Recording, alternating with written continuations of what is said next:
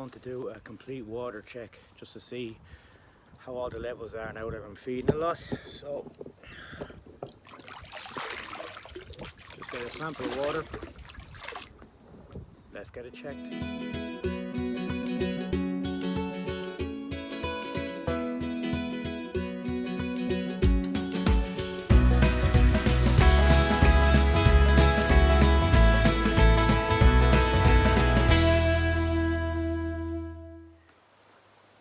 Test kit I use is the NT Labs Pond Labs. Yeah, I like it.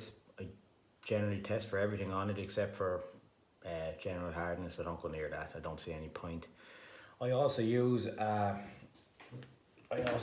for nitrite I use an API, because like if you look at the levels on the ponds on this one, the nitrate levels are very similar. I don't know if I'm colorblind or what, but the difference between 0.5 and 0.25 looks absolutely nothing to me, and from 0.5 to 1 it's the same. That's why I use Pond Labs everything, but just nitrite I always stick to API. Yeah, so I have my pond water and I'll get 5 mils in every one of these. Yeah, so just checking the water because obviously after winter and that, and I'm starting to feed a lot more now, so just to make sure that the bacteria in the filter is keeping up. I'm not too worried about anything except for nitrite. Ammonia bacteria seems to colonize very quickly, but I always find that the nitrite is a little bit slower. Currently have 100 litres of K1 media in my Nexus 220 filter. So, and there's only 9 fish in the pond, so it will take a while, but it should catch up.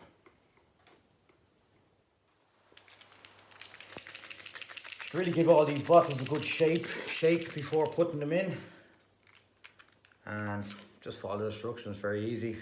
5 drops of the three different solutions. 1, 2, 3, 4, 5.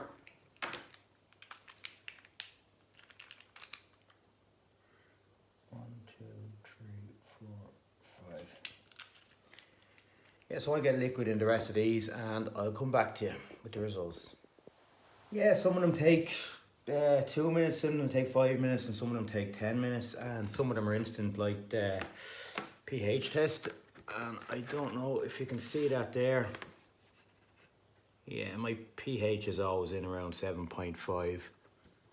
Yeah, so that's still like that. And while we're waiting on the rest of them, we can check KH. So basically KH is needed to keep the water to buffer your pH, to make sure you have no pH crashes. So ideally you want about, in terms of drops, at least 3 really. First drop counts as 1. So you put in the first drop, get the colour changed, and then it's how many drops till the colour changes again. So that's 2, 3,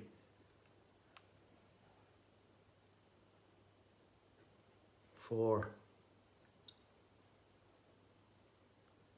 Yeah, so sort of 4, probably even 4.5. So there's nothing wrong with that. I'm happy with that.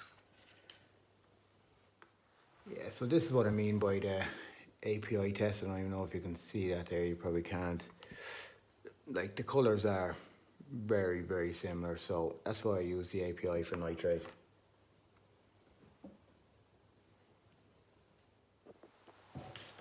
Yeah, so with the API test, nitrate test, you can see it a lot better. Yeah, so it's not quite 0, but it's not even quite 0.0, 0.25, so I'm happy with that because there's about 6 feeds going in a day. Yeah, so happy about that, that the media is coming on good. Yeah, and again, I don't know if you can see that, but ammonia spot on, 0 ammonia.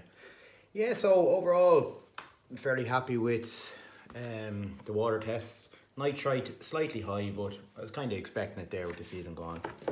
Yeah, so let's go out and have a look at the pond. Yeah, so this is my pond. I built it at the beginning of last year. It's block built. fiberglass inside. 3 returns, 1 through the blade, 1 up high and 1 down below, all coming out from that side. It's a relatively small pond. It's 1500 gallons. It's roughly 9 foot by 6 foot by 4.5 foot deep, and it's got 1 4-foot viewing window.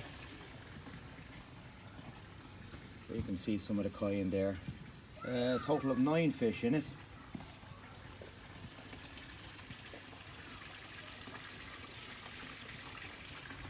One thing I wish I did when I set up the pond was put in a spin drifter, but I didn't.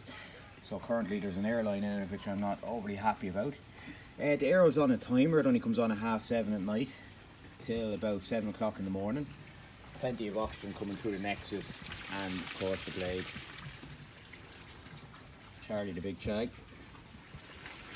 And so this side of the blade we have where we have all our filtration. Yeah, let's take this lid off here. Just falls over like that and comes off.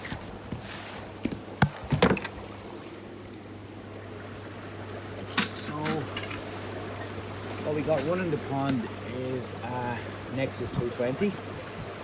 The Nexus comes with 50 kg of media, or sorry, 50 litres of K1 media. I added another 50, and I would say I will add another 50 as well. It can hold 150 litres K1 max once you have the air pump to move it. Mine's it's a 95 litres a minute, so I just don't think there'll be any problem.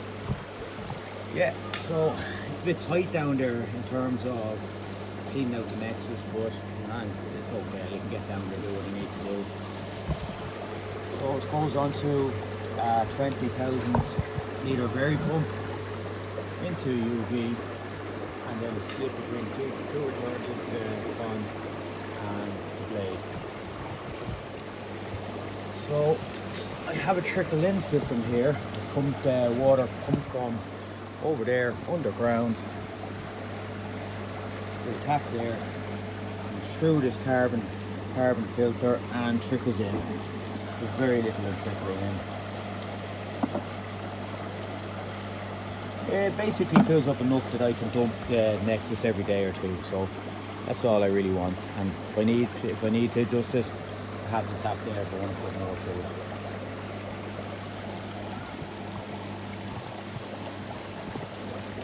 In terms of a trickle out, I have, once the water goes up and that, trickles into the pipe, down underground, and it goes into a waste pipe over there. So the trickle in system, it very rarely gets to go trickle out, especially now in the summer that I'm doing so many dumps to the Nexus, but it's handy to have. And then if that gets blocked off, I've got another overflow there. Yeah, so that's the pond. 1500 gallons. I wish I went bigger. Yeah, so the reason I built it where it is and not down the corner or that, looking out my kitchen window here, it's nice to be able to look out at the fish.